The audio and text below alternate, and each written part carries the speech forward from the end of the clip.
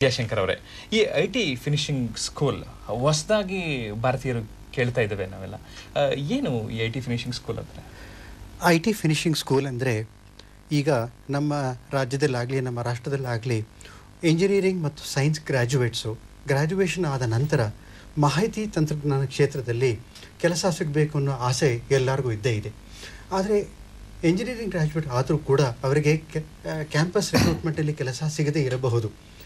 ಇಂತಹ ವಿದ್ಯಾರ್ಥಿಗಳಿಗೆ ಈ ಐಟಿ ಫಿನಿಶಿಂಗ್ ಸ್ಕೂಲ್ನಲ್ಲಿ ಸೇರಿಕೊಂಡ್ರೆ RIIIT ಸಂಸ್ಥೆ ಏನಿದೆ ಅವರು 1 ವರ್ಷದ ಡಿಪ್ಲೊಮಾ ಆದ ನಂತರ ಐ ಟಿ ಕ್ಷೇತ್ರದಲ್ಲಿ ಕೆಲಸವನ್ನು ಖಾಯಮಾಗಿ ಸಿಗೋ ಒಂದು ಅಶ್ಯೂರೆನ್ಸು ಅವ್ರು ಕೊಡ್ತಾ ಇದ್ದಾರೆ. ಆದ್ದರಿಂದ ಈ ಐಟಿ ಫಿನಿಶಿಂಗ್ ಸ್ಕೂಲು ನಮ್ಮ ರಾಜ್ಯದ ವಿದ್ಯಾರ್ಥಿನಿಯರಿಗೆ ಒಂದು ಕೊಡುಗೆ ಅಂತ ನಾನು ಭಾವಿಸ್ತೇನೆ. ಈ ಐಟಿ ಫಿನಿಶಿಂಗ್ ಸ್ಕೂಲ್ನ ಉದ್ದೇಶಗಳೇನೇನಿದೆ? ಮೊದಲ ಉದ್ದೇಶ ಏನು ಅಂದರೆ, ಒಂದು ಎಂಪ್ಲಾಯಬಲ್ ಮಾಡೋದು, ಅನ್ಎಂಪ್ಲಾಯಬಲ್ ಯೂತ್ ತಗೊಂಡು ಸೊ ಎಂಪ್ಲಾಯಬಿಲಿಟಿ ನಾವು ಇನ್ಕ್ರೀಸ್ ಮಾಡೋದು. ಇನ್ನೊಂದು ಸೈಡಲ್ಲಿ ಏನಾಗುತ್ತೆ ಅಂದರೆ, ಇಂಡಸ್ಟ್ರಿ ಅವರಿಗೆ ಏನು ಬೇಕಾಗಿದೆ, ಇವತ್ತಿನ ದಿನ ಮ್ಯಾನ್ ಪವರ್ ಏನು ಬೇಕಾಗಿದೆ, ಆ ಮ್ಯಾನ್ ಪವರ್ ಗ್ಯಾಪ್ನ ನಾವು ಈ ಉದ್ದೇಶದಿಂದ ನಾವು ಫಿಲ್ ಮಾಡ್ತಾ ಇದ್ದೀವಿ. ಅಂದರೆ ಒಟ್ಟಾರೆ ಇದರ ಉದ್ದೇಶಗಳಲ್ಲಿ ಈ ವಿದ್ಯಾರ್ಥಿಗಳಿಗೆ ಅನುಕೂಲ ಆಗುವಂತಹ ರೂಪುರೇಷೆಗಳನ್ನು ಅಳವಡಿಸ್ಕೊಂಡಿದ್ದೀರಿ. ಅದೇ ನಮ್ಮ ಪ್ರಾಮುಖ್ಯತೆ, ಅದು ನಮ್ಮ ಮುಖ್ಯವಾದ ಒಂದು ಗೋಲ್ ಅಂತ ಹೇಳ್ಬೋದು. ಯಾಕಂದ್ರೆ ಇಲ್ಲಿ ಏನಾಗುತ್ತೆ ಅಂದರೆ, ಈಗಾಗಲೇ ಹೇಳ್ತಾ ಇದ್ದಾರೆ 75% ಇಂಜಿನಿಯರ್ಸ್ಗೆ ಜಾಬ್ ಸಿಗ್ತಾ ಇಲ್ಲ, 82% BSc ವಿದ್ಯಾರ್ಥಿ ಅವ್ರಿಗೆ ಕೆಲಸ ಸಿಗ್ತಾ ಇಲ್ಲ ಅಂದಾಗ ಆ ಅಬ್ಜೆಕ್ಟಿವ್ ಇಟ್ಕೊಂಡು ನಾವು ಇದರಲ್ಲಿ ನಾವು ಮುಂದೆ ಮಾಡ್ತಾ ಇದ್ದೀವಿ.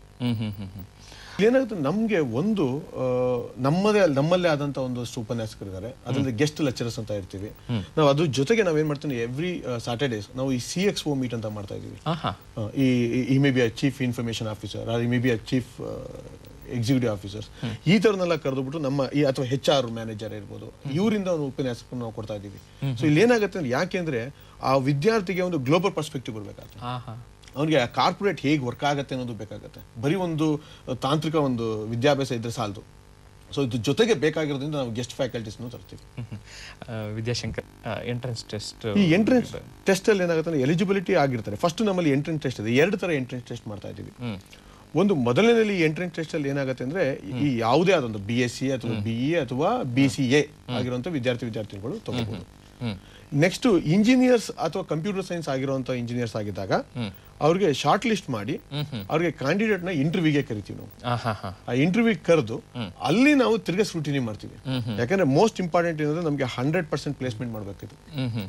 ಜೊತೆಗೆ ಇಲ್ಲಿ ಒಂದು ಹೇಳಕ್ ಬಯಸ್ತೇನೆ, ಇಂಜಿನಿಯರ್ಸ್ ಕಂಪ್ಯೂಟರ್ ಸೈನ್ಸ್ ಅಥವಾ MSc ಕಂಪ್ಯೂಟರ್ ಸೈನ್ಸ್ BCA ಆದವ್ರಿಗೆ ಈ 1 ವರ್ಷ ಕಾಲ ಅವರು ನಮ್ಮಲ್ಲಿ ಇರಬೇಕಾಗಿಲ್ಲ. ಅವ್ರಿಗೆ ಲ್ಯಾಟ್ರಲ್ ಎಂಟ್ರಿ ಅಂತ ಒಂದು ಬೇರೆ, ಅವರು 7 ತಿಂಗಳು ಇದ್ರೆ ಮಾತ್ರ ಸಾಕು. So 7 months training program for B ಅಥವಾ ಅವ್ರಿಗೆ ಬೇರೆ ಒಂದು ಕಂಪ್ಯೂಟರ್ ನಲ್ಲಿ ಗ್ರಾಜುಯೇಟ್ ಆಗಿರುವಂತವ್ರು. ಸೊ ಇಲ್ಲಿ ರಿಕ್ವೈರ್ಡ್ ಎಂಟ್ರೆನ್ಸ್ ಟೆಸ್ಟ್ ಅಲ್ಲಿ ಏನ್ ಬೇಕಾಗತ್ತೆ ಅಂದ್ರೆ, ಈ ಎಂಟ್ರೆನ್ಸ್ ಟೆಸ್ಟ್ 70 ನಿಮಿಷಗಳು ಇರುತ್ತೆ. ವರ್ಬಲ್ ಎಬಿಲಿಟಿ ಬಗ್ಗೆ ಕ್ವಶನ್ಸ್ ಇರುತ್ತೆ, ಆಮೇಲೆ ಅನಾಲಿಟಿಕಲ್ ಎಬಿಲಿಟಿ ಬಗ್ಗೆ ಇರುತ್ತೆ. ಸೊ ಈ ತರ ಒಂದು ಮಲ್ಟಿಪಲ್ ಚಾಯ್ಸ್ ಇರುತ್ತೆ. A simple test which to talk about your aptitude, ಅಂದ್ರೆ ವಿದ್ಯಾರ್ಥಿಗಳನ್ನ ಅಳಿಯುವಂತಹ ಒಂದು ಮಾಪನ ಇಟ್ಕೊಂಡಿರ್ತೀರಿ. ಒಂದು ಕರೆ ನೋಡಿ, ಈ ಐಟಿ ಫಿನಿಶಿಂಗ್ ಸ್ಕೂಲ್ ಸೇರ್ಬೇಕು ಅನ್ನೋಂಥ ವಿದ್ಯಾರ್ಥಿಗಳಿಗೆ ಏನ್ ಹೇಳಕ್ ಬಯಸ್ತೀರಿ? ನನ್ನ ಮೊದಲನೆಯ ಪ್ರಾರ್ಥನೆ ಏನಂದ್ರೆ, ನಮ್ಮ ರಾಜ್ಯ, ನಮ್ಮ ನಗರ, ಬೆಂಗಳೂರು ನಗರ ಏನಿದೆ, ವಿಶ್ವದಲ್ಲೇ ಒಂದು ಖ್ಯಾತವನ್ನು ಪಡೆದಿದೆ, ವಿಶ್ವದಲ್ಲೇ ಒಂದು ಬಹುಮುಖ್ಯವಾದ ಸ್ಥಾನವನ್ನು ಪಡೆದಿದೆ. ಇನ್ಫ್ಯಾಕ್ಟ್ ಆಂಗ್ಲ ಭಾಷೆಯಲ್ಲಿ ಹೇಳಬೇಕಾದ್ರೆ, Bangalore has put India on the IT map of the world ಅಂತ ಹೇಳ್ತಾರೆ. ಆ ಸ್ಥಾನ ಬೆಂಗಳೂರು ಇರುವಾಗ ನಮ್ಮ ರಾಜ್ಯದ ವಿದ್ಯಾರ್ಥಿನಿಯರು ಈ ಐಟಿ ಫಿನಿಶಿಂಗ್ ಸ್ಕೂಲ್ನ ಏನು RIIIT ಅವರು ಮಾಡ್ತಾ ಇದ್ದಾರೆ, ಇದರ ಸಂಪೂರ್ಣವಾಗಿ ಇದರ ಉದ್ದೇಶವನ್ನು ಅವರು ಉಪಯೋಗಿಸ್ಕೊಂಡು ನಮ್ಮ ರಾಜ್ಯದಲ್ಲೇ ಮಾಹಿತಿ ತಂತ್ರಜ್ಞಾನ ಕ್ಷೇತ್ರದಲ್ಲಿ ಕೆಲಸ ಸಿಗೋ ಒಂದು ಅವಕಾಶ ಏನಿದೆ, ಆ ಅವಕಾಶವನ್ನು ಅವರು ಖಂಡಿತವಾಗಿ ಪಡೆಯಬೇಕು ಅನ್ನೋ ಒಂದು ನಾನು ಪ್ರಾರ್ಥನೆಯನ್ನು ಮತ್ತೊಮ್ಮೆ ಮಾಡಿ ಈ ಸಂದರ್ಭದಲ್ಲಿ ಹೇಳಲಿಕ್ಕೆ ಇಚ್ಛಿಸ್ತೇನೆ. ವಿದ್ಯಾಶಂಕರ್ ಮತ್ತು ವೆಂಕಟೇಶ್ ಅವರೇ, ತಾವಿಬ್ಬರೂ ಸಹ ಈ ಐಟಿ ಫಿನಿಶಿಂಗ್ ವಿದ್ಯಾರ್ಥಿಗಳಿಗೆ ಯಾವ ರೀತಿ ಅನುಕೂಲ ಆಗುತ್ತೆ, ಅವರು ಒಂದು ಉದ್ಯಮವನ್ನು ಸೇರೋದಕ್ಕೆ ಎಷ್ಟು ಅನುಕೂಲಗಳನ್ನು ನೀಡುತ್ತೆ ಅನ್ನೋದ್ರ ಬಗ್ಗೆ ಸಾಕಷ್ಟು ಮಾಹಿತಿಯನ್ನು ನೀಡಿದ್ದೀರಿ. ಅದಕ್ಕಾಗಿ ತಮ್ಮಿಬ್ಬರಿಗೂ ವಂದನೆಗಳನ್ನು ಸಲ್ಲಿಸ್ತೀನಿ. ನಮಸ್ಕಾರ.